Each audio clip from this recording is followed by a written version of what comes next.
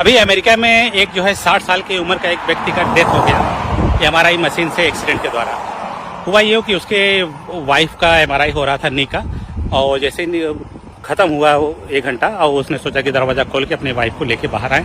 जैसे दरवाज़ा खोलने जा रहा था तो वहाँ के स्टाफ ने उनको मना किया, आपको अंदर नहीं जा सकते। फिर उसने सोचा कि क्या फ़र्क पड़ता है, मैं तुरंत लेके आ जाऊँगा। जैसे खोला और एमआरआई मशीन ने उस इंसान को अपनी तरफ खींच लिया और उसका डेथ हो जाता है। ऐसा हुआ क्यों?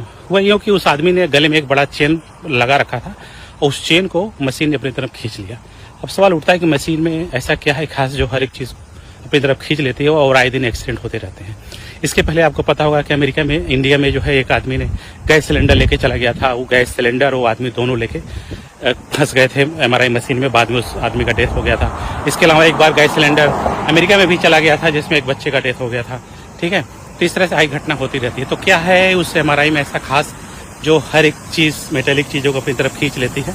इसको बोलते हैं मैग्नेटिक फील्ड। जितने भी एमआरआई मशीन होते हैं उसमें ढेर सारा चुंबकीय फील्ड होते हैं। तो चुंबकीय फील्ड का मतलब जहाँ मशीन होता है वो प्लस उसके आसपास की एरिया जो है मैग्नेटिक फील्ड द्वारा कवर होता है। जैसे कि आप जानते हैं पृथ्वी का मैग्नेटिक फील्ड आपने सुना होगा, क्या पृथ्वी का मैग्नेटिक फील्ड से लगभग 60,000 गुना पावरफुल वाला मैग्नेटिक फील्ड होता है। तो जानकारी के लिए बता दूं कि जो मैग्नेटिक फील्ड का जो यूनिट होता है उस यूनिट को टेस्ला में नापा जाता है। अपने इंटरमीडिएट की बुक में पढ़ा होगा फिजिक्स में, मैग्नेटिक फील्ड को गाज में नापा जाता है। तो जो 10,000 गाज होते हैं, एक एमआरआई मशीन 3 टेस्ला के बराबर होता है। तो आप समझ सकते हैं कि कितना पावरफुल मैग्नेटिक फील्ड होता है उसमें।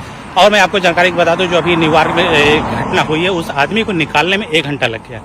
इस कहानी से शिक्षा मिलती है कि एमआरआई की मशीन चाहे ऑन हो चाहे ऑफ हो, उसका मैग्नेटिक फील्ड को ऑफ नहीं किया जा सकता। इसी वजह से कभी भी एक्सीडेंट होता है तो इंसान बचता नहीं है। और इसके अलावा और मैं बता दूं कि कभी कभी होता है कि साफ सफाई करने वाले उस रूम में जाते हैं सफाई करने या पेंटिंग करने वाले, तो साथ में स्टूल लेके जाते हैं। स्टूल लोहे का बना होता है और कभी कभी स्टूल, चेयर, व्हील चेयर, है ना, इस तरह से कई चीज़ें जो है अपनी तरफ खींच लेती है। ठीक है, और इसके अलावा बहुत से ऐसे पेशेंट होते हैं जो जिनके बॉडी के अंदर मेटल होता है, जैसे कि मान लो कि पेस मेकर है या फिर किसी हड्डी टूटी है उसमें राड लगा हुआ है। तो इस टाइप के जो पेशेंट होते हैं उनका एमआरआई नहीं किया जा सकता है। तो कुल मिला जुला के मैं आपको यही बताना चाह रहा हूँ कि जितने भी एमआरआई के रूम होते हैं उसमें आप कभी भी मेटेलिक चीज़ें पहन के या लेके ना जाएं।